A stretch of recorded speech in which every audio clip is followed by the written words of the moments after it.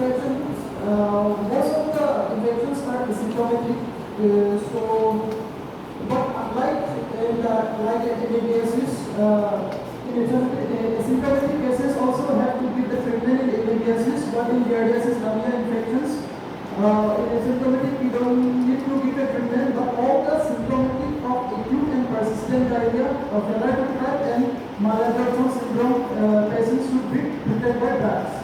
So again in amoebiasis, in treatment part we need luminal and extraluminal, because in amoebiasis there is a locally invasive and destructive of the intestinal mucosa, so it also the extra luminal symptoms. But in Giardia lamina there is no invasive or locally destructive reason, so we only give the treatment of luminal treatment.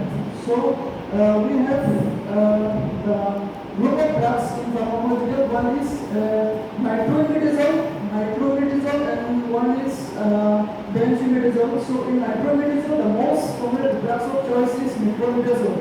So metronidazole, the dose is 15 mg per kg per day for 5 to 7 days. It has 80 to 90% of efficacy and is also inexpensive, but the frequent adverse effects and has to be given 3 times a day. The most specific adverse effect of the metronidazole is metallic test.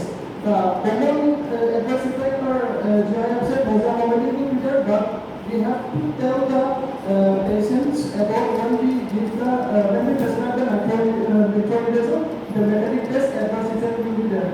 And let's come to imidazole. Imidazole is single dose treatment. We have only 50 mg per kg once on a single dose. Imidazole has the advantage of high efficacy, more than 90%.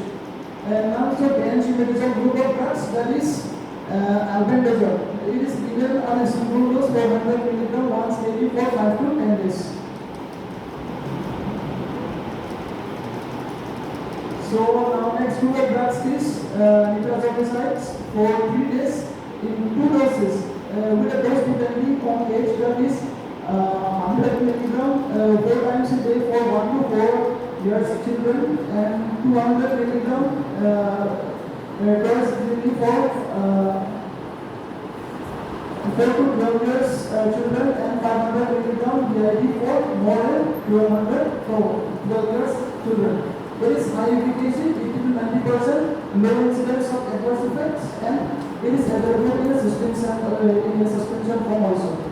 So there is an increase of incidence of refractory giardiasis, there is recurrence of giardiasis. So the patients are best treated with a combination of metronidazole and metronidazole or imidazole with albendazole. And with the drug treatments, appropriate fluid and electrolyte management is critical, particularly in patients with large volume diarrheal losses. The prognosis of giardiasis is the prognosis for patients with giardiasis is generally excellent. Most patients are asymptomatic, and most infections are self-limited, and giardiasis is not associated with mortality except in rare cases of extreme dehydrations, primarily in infants or malnourished children. So then lastly come to the prevention. Prevention is like same like amoebiasis. One is careful hand washing, and one is water source, that is diluted boiling water, filtered water should be drink, and careful hand washing is very important. And infected person at risk should carefully hand wash after they have any contact with any feces, and careful hand washing is important especially for caregivers of diapers, infants in daycare center, and proper disposals of waste and diapers is important. Thank you.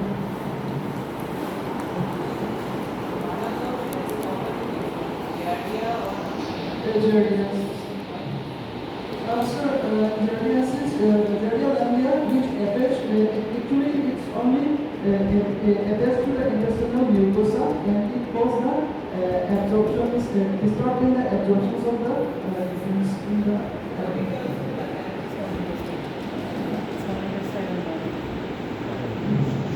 Giardia infects the small intestine, but so it the absorption part takes in that part. So because of that, it will hamper the malabsorption. So in intestinal places. So the absorption of the nutrients most commonly takes place in the small intestine part, Small intestine. and Giardia infects the same part, so it affects. Small intestine.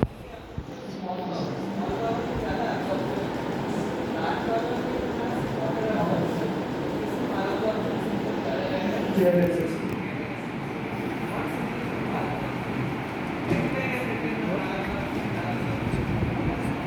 False explosive stools, Acute diarrhea.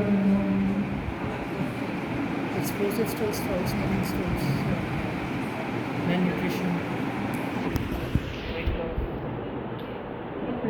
Carbohydrates and all these things.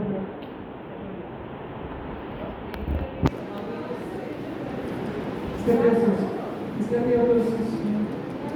So the stool will be loud and explosive and false smelling bacteria. And clinically we can see signs of muscle wasting and malnutrition and deficiency signs.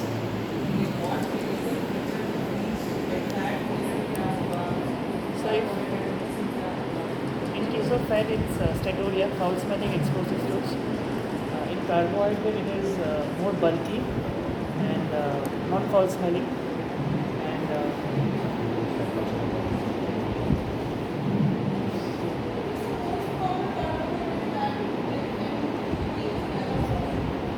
lactose, explosive stools.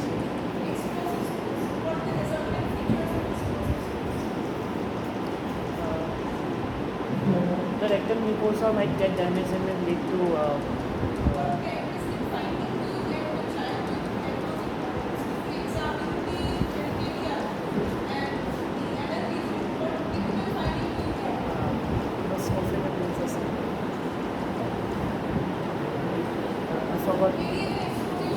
expiration.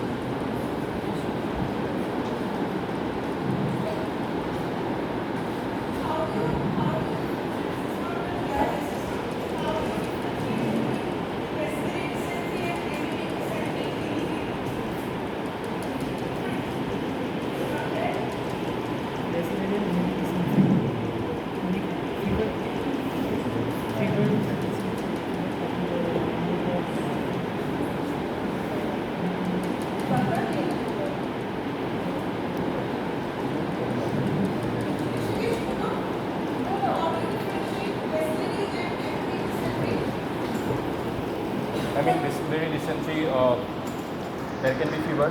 More commonly, fever is seen in dysentery. Ma'am? I mean, dysentery